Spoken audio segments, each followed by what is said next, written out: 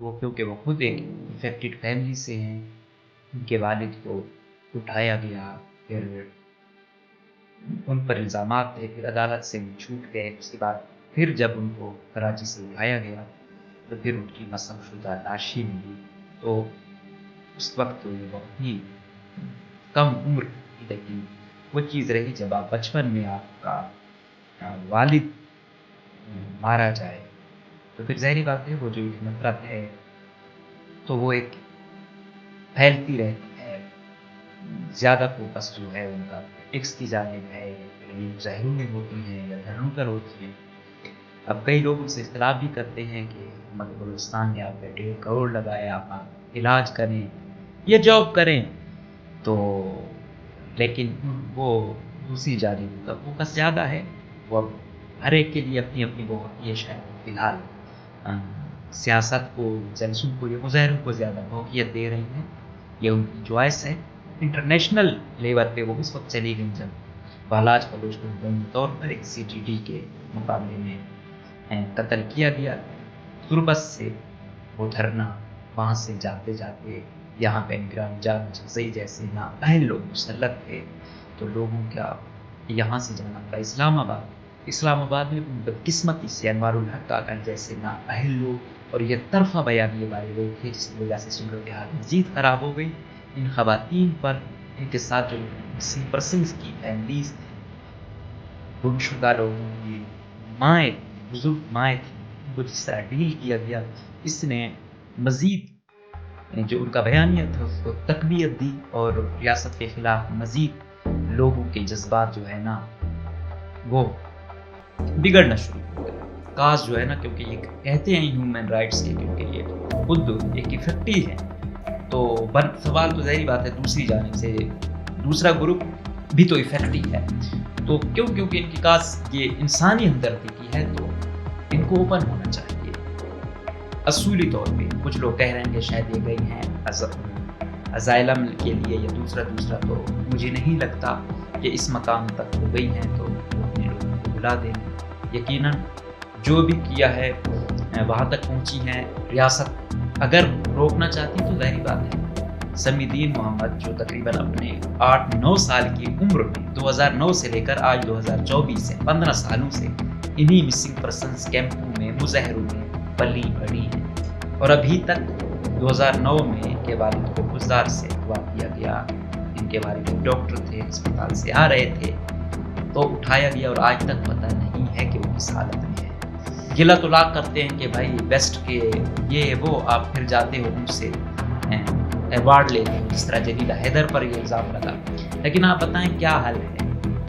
अगर वो ये ना करे, कम से कम एक कुछ ना कुछ सिक्योर हो जाती है, इंटरनेशनली एक नज़र होती है उन पर, तो ये उनकी सिक्योरिटी सेफ्टी के लिए भी लाजमी है। तो यकीनन इन दो का जाना, महफ एक्सपोयर लेना और आलमी दुनिया में खुद को मनवाना उनको शायद है। बलूचिस्तान में पहले जलील हैदर को मिला अवार्ड, अब आज समीदीन को मिला, मारंग को वहाँ सुना जा रहा है। तो यकीनन एक कबायली इलाकों से यहाँ तक पहुँचना और ख़वातीन तक पहुँचना यकीनन अपने अंदर एक बहुत बड़ा जो है ना कारनामा है।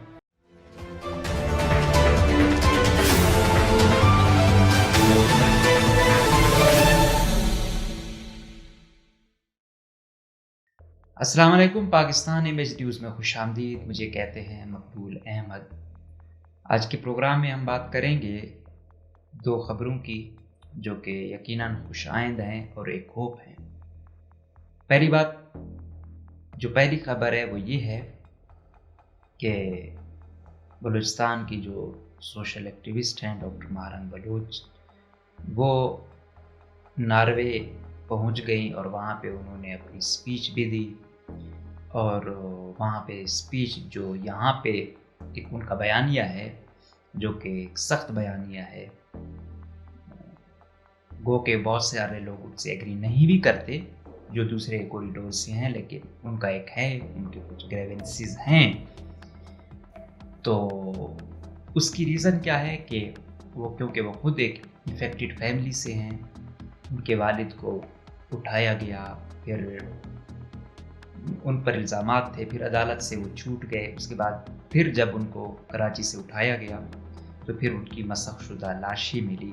تو اس وقت تو یہ بہت ہی کم عمر کی تھی، لیکن وہ چیز رہی جب آپ بچپن میں آپ کا والد مارا جائے تو پھر ظاہری بات ہے وہ جو ایک نفرت ہے تو وہ ایک پھیلتی رہتی ہے، وہ پھر آہستہ آہستہ مختلف صورتوں میں، الفاظ کی صورت میں، تقریروں کی صورت میں نکلتی ہے.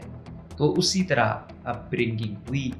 لیکن یہ ہے کہ بیک ڈور پہ جو بھی تھے، بہرحال کہ ان کے آس پاس رشتہ دار سیاسی لوگ تھے، اب انہوں نے کس حد تک ساتھ دیا یہ وہ بے بخوبی جانتی ہیں، لیکن اتنا اندازہ ضرور ہے کہ جس مقام تک وہ پہنچی تو یقیناً پیچھے کچھ نہ کچھ ساتھ رہا ہوگا کہ وہ MBBS کرنے میں کامیاب ہو گئی، ڈاکٹر بننے میں کامیاب ہو گئی.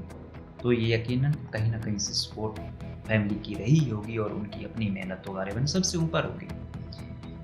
ابھی زیادہ فوکس جو ہے ان کا پولیٹکس کی جانب ہے، یا پھر یہ مظاہروں میں ہوتی ہیں یا دھرنوں پر ہوتی ہیں. اب کئی لوگ ان سے اختلاف بھی کرتے ہیں کہ حکومت بلوچستان نے آپ پہ 1.5 کروڑ لگایا، آپ علاج کریں یا جاب کریں. تو لیکن وہ دوسری جانب ان کا فوکس زیادہ ہے، وہ اب ہر ایک کے لیے اپنی اپنی وہ ہوتی ہے. شاید وہ فی الحال سیاست کو یا جلسوں کو یا مظاہروں کو زیادہ فوقیت دے رہی ہیں، یہ ان کی چوائس ہے. تو بالآخر وہ ویسے تو بچپن سے ہی وہ ہوئی تھی، درمیان میں بلوچستان میں 1-2 واقعات سے وہ ابھری تھی، لیکن انہوں نے ان کو جو انٹرنیشنل لیول پہ وہ اس وقت چلی گئیں جب بالاچ بلوچ کو مبینہ طور پر ایک CTD کے مقابلے میں قتل کیا گیا. پھر تربت سے وہ دھرنا، وہاں سے جاتے جاتے یہاں پہ نگران جان اچکزئی جیسے نااہل لوگ مسلط تھے تو لوگوں کا یہاں سے جانا پڑا اسلام آباد میں بھی بدقسمتی سے انوار الحق کاکڑ جیسے نااہل لوگ اور یک طرفہ بیانیے والے لوگ تھے، جس کی وجہ سے صورتحال مزید خراب ہو گئی.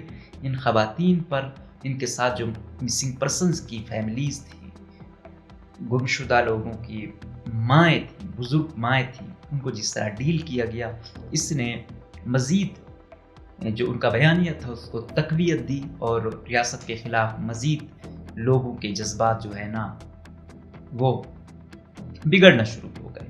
اور یقیناً وہ میسیج اچھا نہیں ہوا. پھر جس طریقے سے یہ نا امید ہو کر واپس لوٹے تو اس سے بہت سارے جو عام لوگ تھے ان کو بھی اچھا نہیں لگا کہ وفاق کو کم سے کم ان کو کسی طرح تھوڑا بہت سیٹسفائیڈ کرنا چاہیے تھا، لاج رکھنی چاہیے تھی.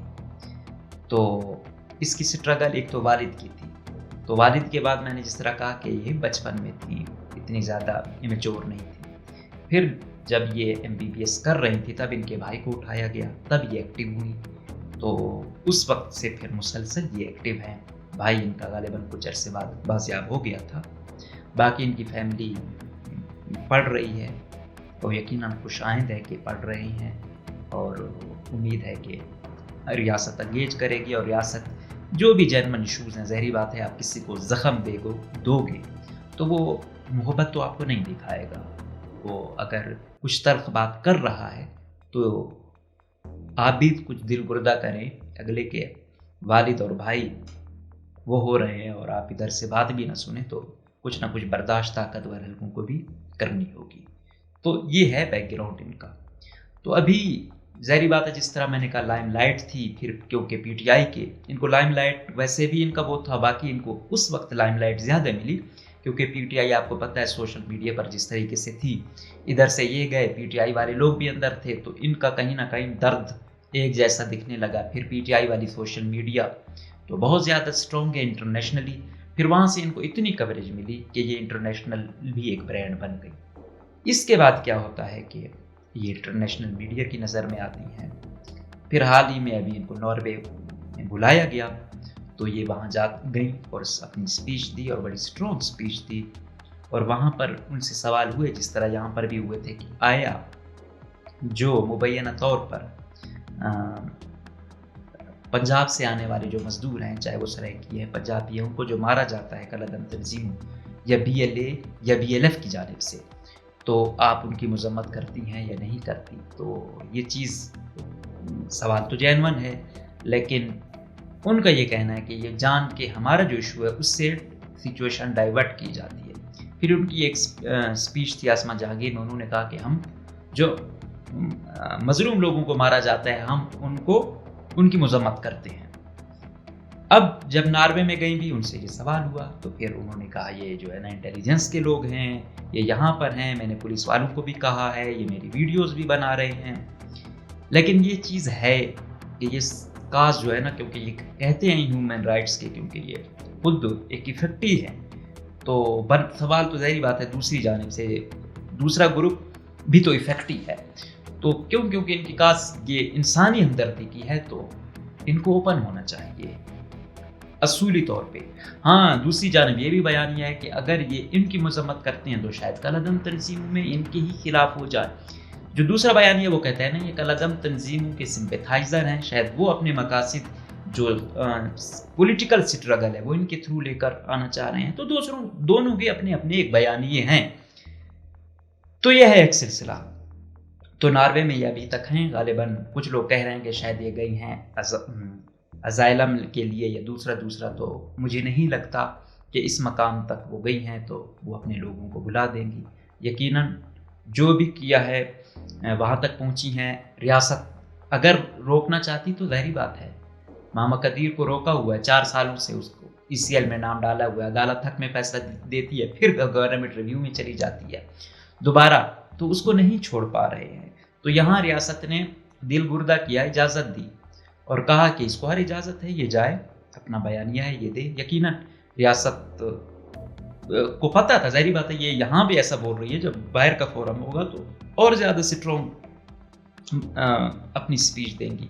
تو یقیناً اس پہ ریاست کا یہ بیانیہ بڑا خوش آئند ہے کہ اگر وہ یہ اجازت دے رہے ہیں کہ کھل کر بولیں، کیونکہ پہلے تو یہ نہیں تھی، پہلے تو سمجھا ہی نہیں جاتا تھا کہ آیا یہ ایشو ہے بھی یا نہیں۔